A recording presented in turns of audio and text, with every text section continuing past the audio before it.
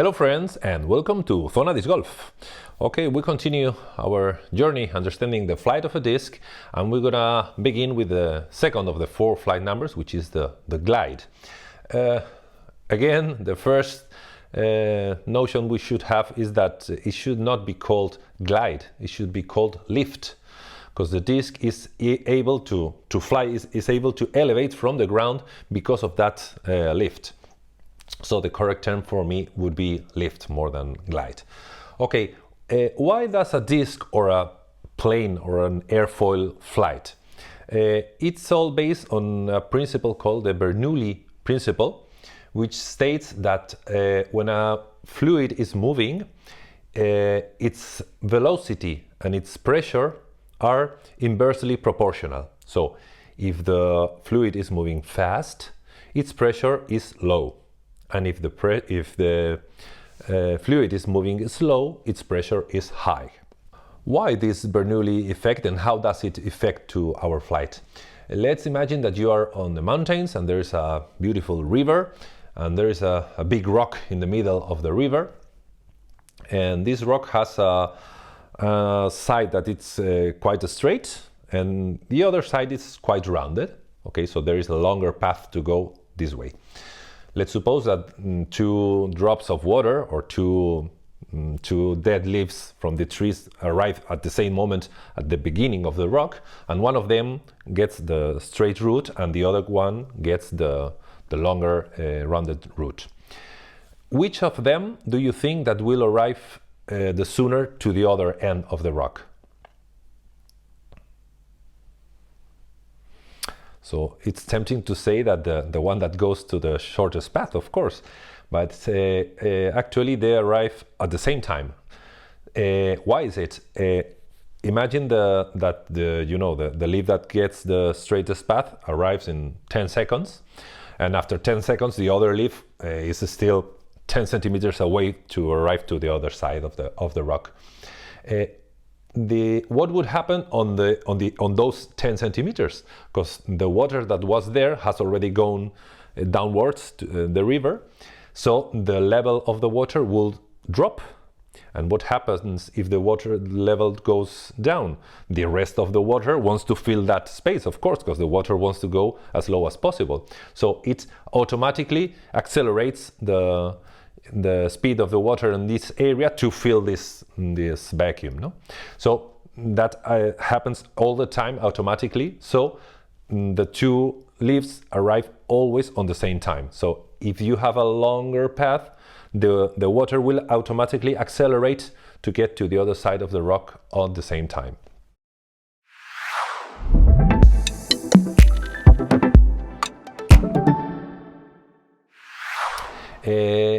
If we apply this to our disc or to the plane of an airplane, of an airfoil, we see that the air arrives to the stagnation point, it's called, the front of the disc, and it can choose to go up or down.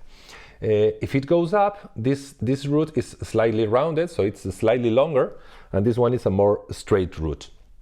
So the air will accelerate, it will hopefully it will follow the contour of the disc, and here it will have a higher velocity than the lower part. And it will follow here, and here it will slow down until reaching the same speed that the downward part. That, because of the Bernoulli principle, will create a slightly lower air pressure in the top part of the disc. So the higher pressure in the bottom of the disc will want to fill this lower pressure area, and it will try to go through the disc. Of course it's impossible, and it will push the disc to fill this low pressure area. The first thing to keep in mind is that let's say we have two discs, two 9-speed drivers. This is a Saint, which is a 7 glide, and this is a Felon, which is a 3 glide. So this one has a lot of lift and this one has very little lift. If we put it side by side, the first thing we notice is that what is called the parting line, so which is the line that we use on the mold to differentiate the upper part and the lower part, this line is much lower on the saint on the high glide disc. That means that it will get more air to the upper part and it will be able to generate more lift because there will be more air accelerating on the upper part. And we see that the parting line on the Felon is quite high, so a lot of air will go below the disc. And the second thing that we see is that the Saint is quite domey. There's quite a slope here and you go quite high and then you turn down again, but the Felon is way flatter, so the acceleration that the air particles that are on the top of the plate will not be as high because there is not so much difference in the length of the paths of the upper and the lower part. So that is why this disc has a higher glide and this one has a lower glide.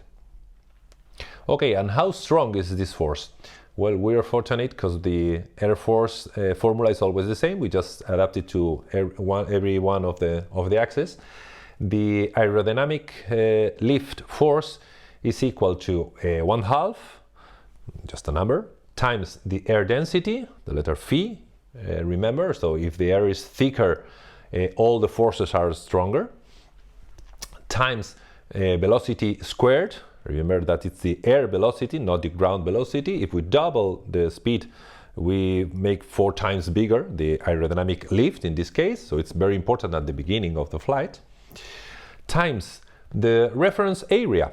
Remember when we studied the drag that we took the reference area was the lateral view of the disc. It was 21 centimeters times 1.5 centimeters thick. So it was, well, something around 30 square centimeters. But if we are studying the lift, we have to see the plant area. We measure, it's something around, okay, 21 centimeters, let's say 20 centimeters. And the area of a circle is equal to, remember at school, it was PR squared. P times the radius squared. If it's, let's say, 20 centimeters diameter, it's 10 centimeters radius. So radius squared, it's 100 times, let's say P3, let's say that P is 3. 3 times 100 is 300. So we have more or less 300 square centimeters of plant area. So remember that it was 30 square centimeters. This is 300 square centimeters. So it's 10 times more powerful, the lift, than the drag. So this is very important and this is very good. Aerodynamic engineers, they all want a very favorable lift to drag ratio. They want a lot of lift with very little drag. So this is a good thing. That is why also the ultimate frisbee discs, which are way bigger than the disc golf discs, have a higher lift because they have a bigger plant area. And the last parameter is the coefficient of lift. As we say it in coefficient of drag, it is a number, there are no units, and it depends on the shape of the airfoil. If you want to see more details about that, you have our brother channel Zona Gravedad, which is about gravity sports, downhill racing in vehicles without any power. So aerodynamics is very important. You have around 30 chapters talking about all that stuff and with higher detail. But okay, if we want to have a very good coefficient of lift, what we want is to have a high difference between the speeds on the upper part and the down part of the airfoil. So that is when we want to lower the parting line to make a lot of the air go up, and we want a rounded upper part so that this path is way longer than this one, and this way we will generate a higher lift. Where is this lift applied? As we said with coefficient of drag, this lift is applied in an imaginary point called the center of pressure. The center of pressure for the lift can vary, and this is very important in the behavior of a disc. Let's suppose that the center of pressure is slightly ahead of the center of mass. The center of mass, the center of gravity, you take a string and you pull down on the center of mass. This is the weight of the disc. And if the disc wants to fly because there is a center of pressure just ahead, let's suppose that you have a little string here and you pull up from here. If you pull up and you're slightly ahead of the center of mass, the nose will go up. And if the center of pressure is slightly behind of the center of mass, if you lift from here, the nose will go down. We will see then, because of the gyroscopic effects, what does it mean for the flight of the disc. But remember that the center of pressure of the lift will vary depending on the phase of the flight, the speed, the relative wind direction, etc. So let's continue our travel to understand the flight of a disc. See ya in Zonadiscgolf.